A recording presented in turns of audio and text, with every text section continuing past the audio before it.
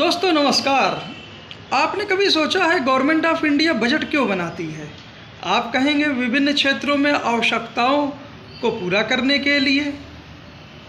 कल्पना कीजिए कि अगर हम अपने देश को पूरी तरह एक समतल मैदान समझ लें और सारी पॉपुलेशन अपने कैपेबिलिटी से लेकर, ज़रूरतों से लेकर, हर लिहाज से, अधिकारों से लेकर एक समान है, तो जाहिर सी बात है कि एक जनरल जो सेंसस होता है उससे पॉपुलेशन का हमें पता लग जाएगा और उस हिसाब से हमें ये पता हो जाएगा कि हमें औसतन कितने होटल्स की ज़रूरत है, एजुकेशन इंस्टीट्यूट्स की ज़रूरत है, हेल्थ केयर हॉस्पिटल्स की ज़रूरत है इत्यादि औसत रूप में। और हमें और आसानी से वो चीज़ें हम एवरेज रूप में कुछ दूरियों पे ये सब लगा देंगे। लेकिन हम जानते हैं कि हमारा भूगोल जो है बहुत विविध है। पहाड़ की आवश्यकता मैदान के लोगों से अलग हो सकती है तो तटीय लोगों की अलग, नदी के मुहाने बसे लोगों की अलग, घने जंगलों के पास रहने वाले लोगों की अलग। तो वास्तव में हमारी आवश्यकता क्या है, इसके लिए हमें विभिन्न रीजन्स में जाना पड़ेगा और उन रीजन्स को देखना पड़ेगा, वहाँ के लोगों की क्या आवश्यकता है यह पूछना पड़ेगा, यह सर्वे करना पड़ेगा। सर्वे में आप क्या पूछेंगे? आप सर्वे में कल्पना कीजिए कि एक पर्टिकुलर कंस्टिट्यूएंसी में, और जैसा कि मैंने बताया कि सब कुछ यूनिफॉर्म था, मैदान था पूरा यूनिफॉर्म, लोग भी सब एक बराबर थे, तो उस लिहाज से मोटा मोटा ये आता है कि एक कंस्टिट्यूएंसी में 2 5 स्टार होटल्स कल्पना के लिए और 3 एजुकेशनल इंस्टीट्यूट्स और 2 हॉस्पिटल्स आवंटित होते हैं। और जिस कंस्टिट्यूएंसी में हम बात कर रहे हैं वो दलदली एरिया है, खेती किसानी का एरिया है, और वो कुछ ऐसा एरिया है कि वहाँ बहुत मोटी चौड़ी रोडें नहीं बन सकती, आवागमन बहुत ज़्यादा नहीं हो सकता, बहुत अट्रैक्टिव एरिया नहीं है। तो जाहिर सी बात है कि वहाँ पर यह आवंटन पूरी तरह से फेल हो जाएगा और कहीं ना कहीं वहाँ 5 स्टार होटल जो 3 हैं वहाँ एक से ही काम चलाना पड़े, वो उसके जगह शायद वो 5 स्टार भी ना हो ज़रूरत पड़े, या ज़्यादातर वहाँ पे इन्फेक्शियस डिजीज़ होंगे तो वहाँ हॉस्पिटल्स की आवश्यकता ज़्यादा पड़े, खेती किसानी के लिए स्कीम्स और बीमा की आवश्यकता ज़्यादा पड़ सकती है। मान लीजिए होटलों की ही आवश्यकता अगर एक है, 5 स्टार नहीं 2 स्टार ही ठीक होगा, क्योंकि वहाँ पर लोगों की जो आय है वो उतनी है नहीं। अब आय के प्रश्न पे आते हैं कि लोगों की आय कितनी है। तो जैसे ही हम इस प्रश्न में आते हैं कि लोगों की आय कितनी है और हम सर्वे करने किसी घर में जाते हैं कि भैया आप बताइए कि आपकी आय कितनी है, तो ये क्वेश्चन थोड़ा सा कॉम्प्लेक्स हर लिहाज से हो जाता है। भाई आप क्यों पूछ रहे हैं हमारी आय? क्या छापा मारने आए हैं? क्या इनकम टैक्स का मामला तो नहीं हो जाएगा? तो कुछ ना कुछ बहुत विभिन्न कारणों से आय के जो उत्तर है वो सही नहीं मिल सकते हैं। फिर आप मर्द लोग बाहर हैं तो उनको आइडिया नहीं, औरत क्या बताएंगी, परिवार में अलग अलग लोग हैं तो सबसे क्या अलग अलग पूछेंगे, तो ये बताने वाले और पूछने वाले दोनों के लिए असुविधा हो जाएगी। प्लस पूछने वाला, सेंसस करने वाले लोग हवा से नहीं आते, उसी समुदाय अगल बगल के स्कूल इत्यादि से होते हैं, तो इसलिए वहाँ पर क्या रिलेशन है उस व्यक्ति और पूछने वाले और बताने वाले में, तो वो इस सब्जेक्टिव इशू में क्या जोड़ दे क्या घटा दे, इसको आप क्रॉस चेक क्या करेंगे। तो इसीलिए जो क्वेश्चन सर्वे में पूछने चाहिए या पूछे जाते हैं वो पूछे जाते हैं कि जिसके विषय में लोग सबसे ज़्यादा वोकल हों और एकदम करेक्ट आंसर बता दें। मसलन आप राजी हो चाहे ना हो, आपसे अगर पूछी जाए आपकी जात क्या है तो आप तुरंत उसको एकदम करेक्ट वे में बता देंगे। उसको करेक्ट वे में किस लिए बता देंगे? जो अपर कास्ट से हैं वो अपने क्या बोलते हैं अपर होने के लिहाज से बता देंगे कि भाई हम शुक्ला जी हैं, ठाकुर जी हैं, या अगर कोई बैकवर्ड या छोटी जातों से है तो वो गवर्नमेंट पॉलिसीज़ में कुछ फ़ायदे के लिहाज से वो तुरंत बताना इसको चाहेगी। खैर हम इन सब इशू में जात पात में किसी में नाम नहीं लेने जाना किसी जाति का इत्यादि का, लेकिन हम ये मान सकते हैं कि कोई अपनी जात जल्दी छुपाता नहीं है, जो हमारा हिस्टोरिकल ट्रेंड अभी तक रहा है। तो यहाँ पर एक क्वेश्चन हमको एकदम करेक्ट मिल जाता है। अगला क्वेश्चन जो हम पूछ सकते हैं इनडायरेक्ट वे में आय से रिलेटेड कि भैया आप काम क्या करते हैं, तो लोग ये भी बता देंगे कि हमारी दुकान है, कि हम दिहाड़ी मजदूर हैं, कि क्या है, क्या काम करते हैं कि नहीं करते हैं, भैया काम ही नहीं है इत्यादि, ये भी जनरल सेंस में बता देंगे। एक्चुअली में अब जो सर्वे करने वाला आया है वो ये भी देख लेगा आंखों से बिना पूछे भी कि कच्चे मकान में रह रहे हैं कि पक्के मकान में। वो इनडायरेक्ट वे में भैया कोई नंबर है क्या, तो नंबर अगर दे देते हैं तो ये भी पता है कि मोबाइल है कि नहीं है। तो इन तरह की चीज़ें हो जाएंगी। अगर इसमें कोई पर्सनल वे में कुछ गड़बड़ी भी करते हैं तो क्रॉस चेक करने के दूसरे तरीके भी हैं कि कच्चा मकान है कि नहीं, पक्का मकान है, तो दूसरे आप सर्वेयर से क्रॉस चेक ओवरऑल ये सब करा सकते हैं। ओवरऑल कहने का मतलब है कि जो भी डाटा मिलेगा वो इंडिविजुअल टू इंडिविजुअल रिलेशन से कम प्रभावित होगा, तो इसलिए वहाँ पर मैनिपुलेशन के चांसेस बहुत कम हो जाते हैं। अब हम ये देखते हैं कि कितने अलग अलग लोग हैं अलग अलग कास्ट में, और ये देख लेते हैं कि उसमें कितने परसेंट लोग हायर एजुकेशन में है, कितने लोग गवर्नमेंट में है, कितने लोग कहाँ किस स्थिति में, उनकी सोशो इकोनॉमिक कंडीशंस किस जगह पे है। इनसे हम इन दोनों चीज़ों से हमको पता ओवरऑल फिगर्स ये पता लग जाती है। तो इस सोशो इकोनॉमिक कास्ट सेंसस से असल में हमको पता लग जाता है, ओवरऑल तो पता लग ही जाता है कि क्या पोजीशंस है, कितने गरीब हैं, कितने अमीर हैं, कितने पक्के हैं, कितने कच्चे मकान हैं हमको, और टारगेटेड वे में ये पता लग जाता है कि वास्तव में वो जो हम हॉस्पिटल्स बना रहे हैं इस कंस्टिट्यूएंसी के लिए वो 3 नहीं उसकी 6 की आवश्यकता है, और वो वास्तव में हमको उस कंस्टिट्यूएंसी में किन किन एरियाज़ में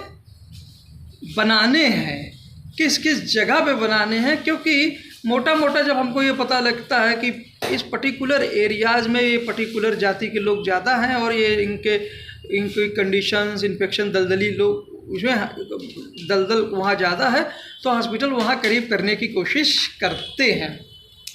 अगर आप होमोजीनियस वे में चलते रहेंगे तो आप ये जो भी आपका बजट है, जो भी आप बना रहे हैं, फ्रेम कर रहे हैं, उसका कोई मतलब नहीं है। वो मात्र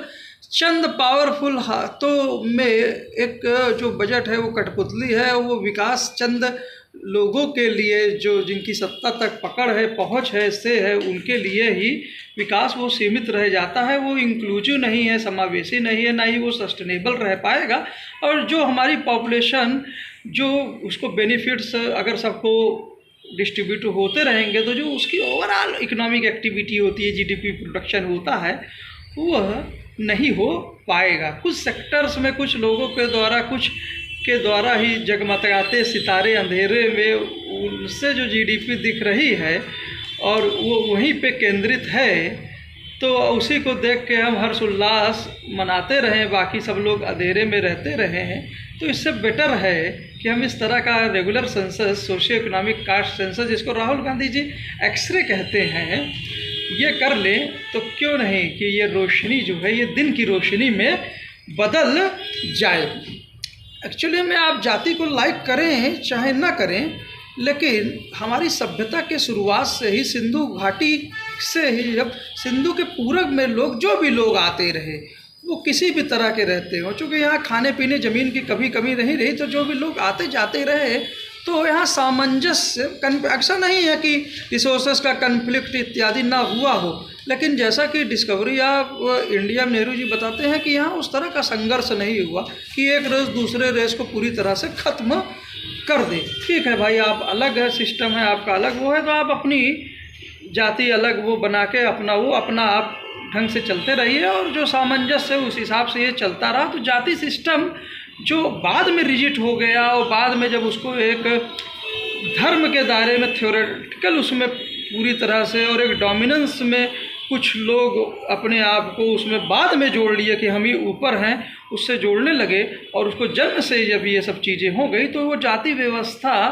जो इक्विलिब्रियम और लोगों को एक साथ लेके चलने की हमारी व्यवस्था थी, जो सिंधु की व्यवस्था थी, उसी सिंधु नदी से जिससे हिंदू शब्द आता है, हिंदू लोगों का शब्द आता है, वो इस तरह की बहुत से विपरीत परिस्थितियों में सामंजस्य बनाकर और इन हर्ष उल्लास और ज़रूरतों के हिसाब से कि जो हमारा ज़रूरत है, जो भूख की का भय है, जो हमारे गरीबी है, जो इत्यादि है आवश्यकताएं हैं, इसमें बैलेंस जो हमने पद्धति है बनाई थी हिंदू धर्म की, वो हिंदू धर्म, जैसा कि राहुल गांधी जी अपने वीडियो में बताते हैं कि हिंदू वास्तव में सभी के साथ सामंजस्य बनाकर, सभी को साथ आगे बढ़कर वो आगे हमेशा 6-7 हज़ार सालों से चलता आया है। जो हम हिंदू की बात करते हैं तो वास्तव में सिंधु के पूरब के लोगों की बात करते हैं। उन्होंने जो भी नए एलिमेंट, जो भी नए कल्चर से आते गए, चाहे सिंधु घाटी के हों या आर्यन सिविलाइजेशन के हो, बाद में यूचिन हो या कनिष्क की जो बड़ी बड़ी आप मूर्ति देखते हैं, बुद्धा इत्यादि की, जो आज हिंदू धर्म में भी बहुत ज़्यादा है, बड़ी बड़ी मूर्ति हम बनाते हैं, वो वहीं से ली गई हैं। वो एक्चुअली में ग्रीक के और कनिष्क से ही कहीं ना कहीं उनसे वो है। और आप जब निराकार ब्रह्मा की बात करते हैं तो वैदिक संस्कृति की छोटी छोटी मूर्तियों की अगर आप सहूलियतों के हिसाब से बात करते हैं तो आप सिंधु घाटी सभ्यता और जो आप शिवलिंग देखते हैं वो वहाँ से देख लेते हैं। अरेबियन कल्चर में अगर आप पेंटिंग्स में आप प्रकृति की सुंदरता देखना चाहें या जाति धर्म जो रीडिट है उससे बाहर आके कि सब लोग बराबर हैं, तो वो भी जो इस्लाम का संदेश है वो मिलता है। अंग्रेज़ों ने अपने पॉलिटिकल फ़ायदों के लिए, मैं सभी अंग्रेज़ों की बात नहीं कर रहा हूँ, खासकर अपने गवर्नमेंट और व्यापारिक उद्देश्यों के लिए कहीं ना कहीं जो हमारे बीच में जो थोड़ा बहुत कन्फ्लिक्ट था उसको बहुत ही बढ़ा चढ़ा के पेश किया कि इंडो आर्यन का युद्ध हुआ सिंधु घाटी से या द्रविडियन से, या हिंदू पूरा अलग होमोजीनियस ग्रुप है, मुस्लिम एक अलग हैं, ये कभी एक नहीं हो सकते। और उसी बहकावे में कुछ लोग जो चलते रहे, वास्तव में वो अपने हित, अपना स्टेटस बचाने के लिए वो उस रास्ते पे चलते रहे जिसने भारत के पार्टीशन का रास्ता खोल दिया, जो अनअवॉइडेबल हो गया। इतनी नफरत, इतनी वो भर दी। लेकिन फिर भी जो हमारे लीडर्स थे, जो हर एक हमारे इतिहास से वाकिफ़ थे, हिंदू संस्कृति से वाकिफ़ थे, सबको साथ ले इक्विलिब्रियम के साथ चलने की बात करते थे, उन्होंने अपने संविधान में इसी संस्कृति को आगे बढ़ाते हुए और दूसरे विश्व के सारे संविधानों से जो भी अच्छा हो सका हमें आगे बढ़ने, सामंजस्य में सेकुलर सोशलिस्टिक डेमोक्रेटिक रिपब्लिक की ओर उन्होंने वो रास्ता अपनाया सभी के लिए। और किसी के जो सबसे कमज़ोर है उनके लिए अफर्मेटिव एक्शंस के भी टूल्स दिए, बड़े बड़े आइडियल्स ही नहीं। तो इस लिहाज से मैं इन चीज़ों को देखने की कोशिश करता हूँ। और आज के मार्केट इकोनॉमी में सोशियो इकोनॉमिक कॉन्सेंसस इसलिए सबसे अधिक ज़रूरी हो गया है क्योंकि आज हम देखते हैं कि इस युग में चंद हाथों में ज़्यादातर वेल्थ, जैसे ऑक्सफाम का सर्वे और भी दूसरे सर्वे आते रहते हैं, वो सिमटती जा रही है। और जैसा कि खड़गे जी भी बार बार अपनी इस विषय बोलते हैं, राहुल गांधी जी भी बोलते हैं और भी विद्वान दूसरे लोग बोलते हैं, और बहुत सारी पॉपुलेशन जो है महंगाई, बेरोजगारी, आर्थिक असमानता में खाई में धंसती जा रही है। और वो कहीं ना कहीं जो गरीब आम जन है, और आप बहुत सी एम्पिरिकल रिजल्ट भी आती है कि ये सारे लोग कहीं ना कहीं जो एजुकेशनल सोशियो स्टेटस में नीचे की जातियों में हैं, वो ज़्यादातर उनसे ही संबंधित होते हैं कहीं ना कहीं, और वही वास्तव में देश चला रहे होते हैं। वही मेहनत कश होते हैं, मजदूर होते हैं, बस कंडक्टर, ड्राइवर्स होते हैं, खेती किसानी में मेहनत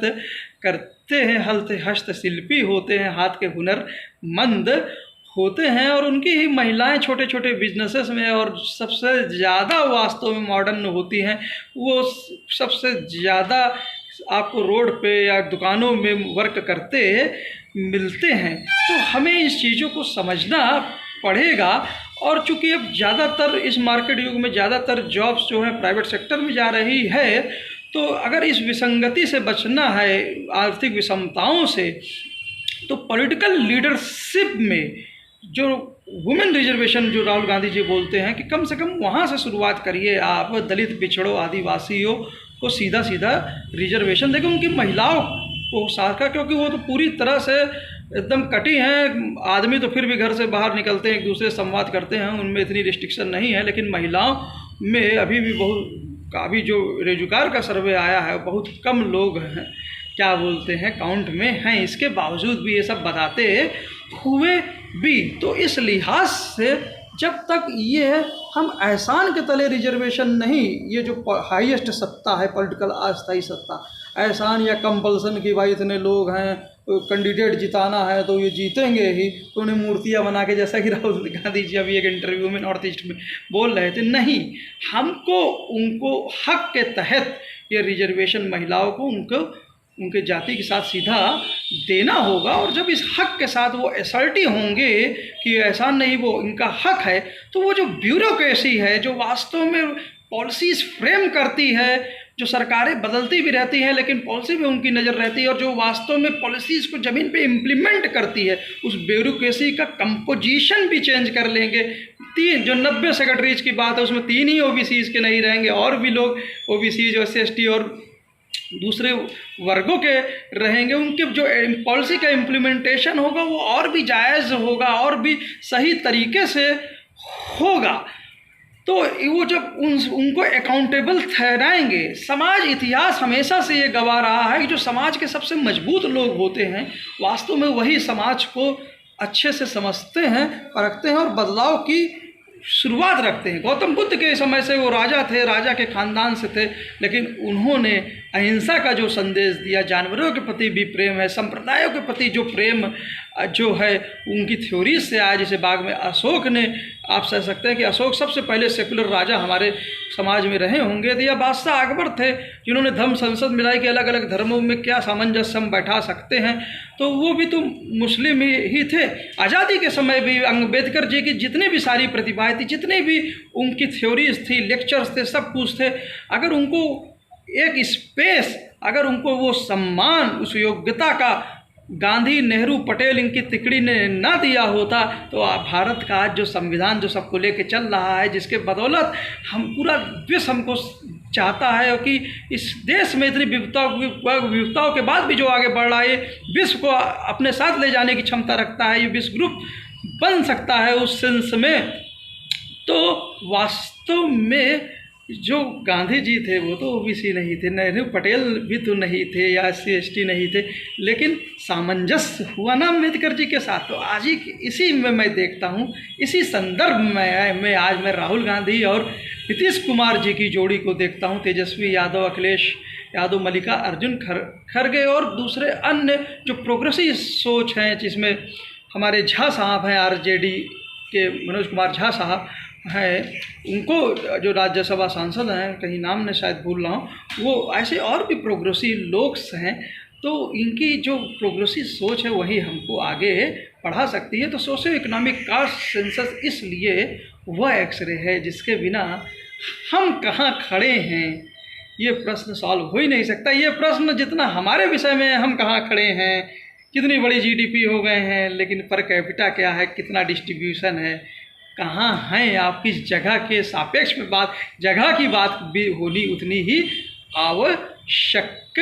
है। सत्य हिंदी के प्रोग्रामों को ज़रूर सुना करिए, जहाँ एक तरफ आशुतोष की बात मुझे इसलिए खास लगता है, खासकर वो managing director, editor in chief भी हैं, क्योंकि वो नई नई प्रतिभा, चाहे कार्तिक बत्रा हों या बहुत ही सीनियर मोस्ट जर्नलिस्ट हों, विनोद शर्मा जी हों या श्रवण गर्ग साहब हो, उनको भी लाते रहते हैं अपने डोमेन में। तो कहीं दूसरी तरफ हम देख सकते हैं कि जो जनादेश चर्चा है, वो जो जर्नलिज्म है, जो जर्नलिज्म वास्तव में सत्ता सवाल पूछ सके, और वास्तव में जर्नलिज्म कहीं ना कहीं विपक्ष और जनता भी विपक्ष में ही मानी जाती है अकाउंटेबिलिटी के ही हिसाब से, तो वो स्टैंडर्ड खड़ा करता है। बहुत दिनों से मैं हरजिंदर सिंह साहब को और आलोक जोशी साहब को भी मैं मिस कर रहा हूँ। वहीं शरद प्रधान जी बातों बातों में बहुत ही गहराई से चीज़ें खंगाल लेते हैं, तो डॉक्टर मुकेश कुमार जो हैं वो सख्त प्रश्न और बिल्कुल हटने नहीं देते हैं। नीलू बाज जी के शो में मुझे बहुत इंटरटेनमेंट भी आता है, इंटरटेनमेंट के साथ साथ बहुत ही तीखी बहस भी मुझे देखने को मिल जाती है। दीपक शर्मा शो में अशोक वानखड़े, जावेद अंसारी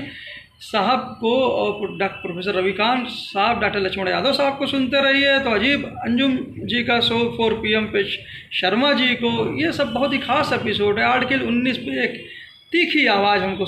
नवीन कुमार जी की भी सुनाई पड़ती है। ये सब आप लोग भी सुना करिए, मैं भी सुनता हूँ। मैं इन लोगों का नाम अपने व्यक्तिगत स्वार्थ में नहीं लेता, मैं चूँकि इनको सुनता रहता हूँ, तो जो भी जहाँ से सुना रहता हूँ तो मेरा फर्ज है कि मैं छुपाऊँ ना, उसको रेफरेंस में मैं ज़रूर दूँ। मैं कभी रिसर्च स्कॉलर रहा हूँ, तो इसलिए कभी कुछ पेपर लिखे भी हैं, पब्लिश हुए कि नहीं पता नहीं मुझे भी, लेकिन रेफरेंस देने की मेरी आदत है और हमेशा रेफरेंस के साथ बात होनी चाहिए। उम्मीद है आपको ये एपिसोड पसंद आया होगा। मिलते हैं सर नेक्स्ट एपिसोड में। धन्यवाद सर, थैंक यू।